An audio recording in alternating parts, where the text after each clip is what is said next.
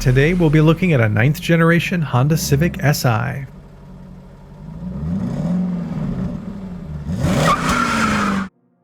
Don't forget to check the video description. I'll have links to everything that I'm using, and if you want to go to different sections of the tune-up, you can click on the links in there as well. All right, now it's time to jack the vehicle up, and we're going to get the vehicle pretty high because we need to do a lot of work underneath it. So we're going to use a Daytona 3-ton low-profile long-reach jack. This thing is great, gets under low cars, and raises pretty high. So here's the lever to pop the hood. Make sure your emergency brake is on and your manual transmission is in A gear. Right above the Honda symbol in the front, you'll find a latch to open the hood. Make sure to secure it with the bar. And in front of the engine and between the front, if you look down and you use a nice light, you'll see an arrow. And it's not at the edge of the arrow, but you see the gap, and then there's a metal piece or metal bar. That's where we'll be jacking the vehicle up in the front. So let's get on the ground so I can show you, but I like to use the Magic Creeper. It's a slidey sort of pad. It makes it easy to move around on the ground when you haven't put the vehicle up on jack stands yet. And so here is the jacking point underneath the front of the car. I'll back out just so you can get some perspective here. And we zoom in. You see how it kind of has like a hump and it has some holes in it. And there's me pointing at it with my Braun mechanic light. That's where we're going to jack the car up in the front. And so we're just going to slide the Daytona in. And you kind of have to eyeball it. It's never straightforward on positioning with jacks. But you just sort of eyeball it and try to match it up so it's underneath the jacking point. And the great thing about this jack is it has foot pedals. And if you're strong enough, you can just sort of push down on it and you can raise it up so it's in the perfect position for jacking up your car. I really like that about this Daytona jack. There's tons of other brands out there that do the same thing. So you're going to put your jack stands behind the wheels, and those are the notches or the jacking points. And put both of them on either side and make sure to chalk your wheels. So you've chalked your wheels, emergency brake is on, and the manual transmission car is in a gear. You can use your foot to try to get the vehicle up as far as you can with the pedal, but then you're going to have to yank on the bar at some point. You see how I've angled my US jack underneath those notches, the jacking points, to be sort of above the valley of the jack. And you see the back is already really low, so we're just going to get the front of the car on the jack stand. No notches, just on the jack stands. And we're going to lower it nice and slow. Whenever we do this, we always check the jacks visually, make sure that they're in the valleys, and we shake. We shake the car, make sure that it's stationary, it doesn't move. It needs to sit nicely. Jack there, line it up.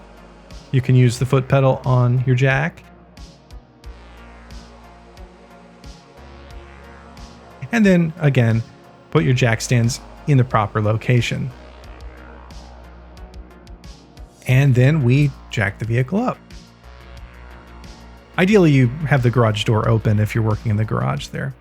And slide your jack stand in. Again, we're sort of angling it to be right underneath those notches into the valley of the US jacks.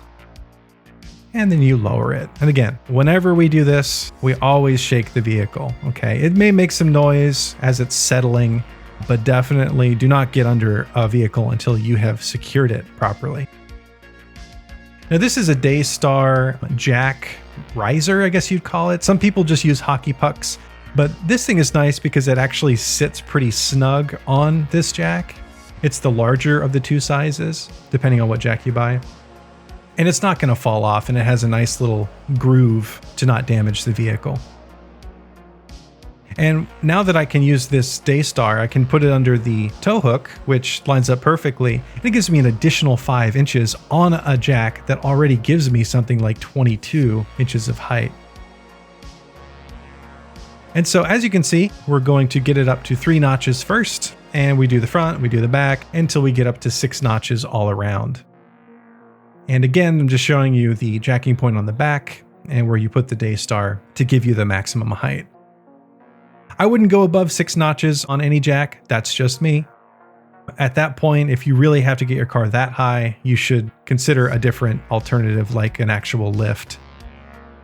As you can see, these notches are securely in the valleys, of our US jack stands, which I think are the best jack stands available. If you're going to spend money on jacks, get a high quality one. Make sure the car's level. And of course, shake all corners, make sure it is stable.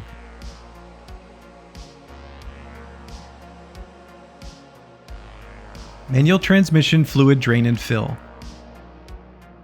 So I recommend using the Honda Genuine MTF, and we're going to pull the airbox out, and I'm going to show you how I did it. I used a wedge tool on these bolts. That's what holds the airbox on, and there are grommets on the base of the airbox.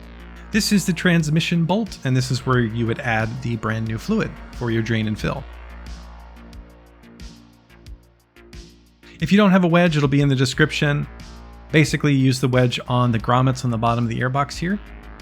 And again, the airbox is what holds the air filter.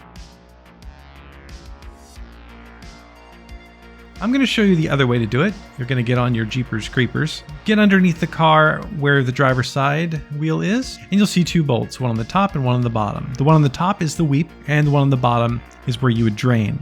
Going to use a 17 millimeter. You're going to loosen the top one first, because if you can't get the top bolt open, then you can't add new fluid. So obviously you don't want to drain the fluid that's in there, or you won't be able to drive your car. So once you've loosened it enough to know that the bolt will come off, then you can switch to the bottom bolt. This one you won't need a 17 millimeter. Make sure you've got an oil pan, and you're going to loosen this and make sure that the fluid comes out slowly. Hold the bolt in there until you get a nice even stream. It's not fluctuating, and then you can pull the bolt out. It won't get really messy. You should do this every 2 to 3 years. What we're going to do is we're going to take a plastic line and we're going to run it down in there. We're going to get new crush washers for our transmission bolts. And we're going to go ahead and tighten that bottom bolt. We're no longer draining anymore. And we're going to get our transmission fluid, run it through a funnel through our line, and we're going to fill up our transmission until it starts weeping out of the top. Since it's dripping, we know it's done, and so then we're going to tighten our bolt. And I will give you the torque specs for this. But that's pretty much it. Now you just get in the car and you're going to shift through the gears as many times as you like. I usually go through it at least twice. And this just really gets that new fluid into the transmission and all the nooks and crannies.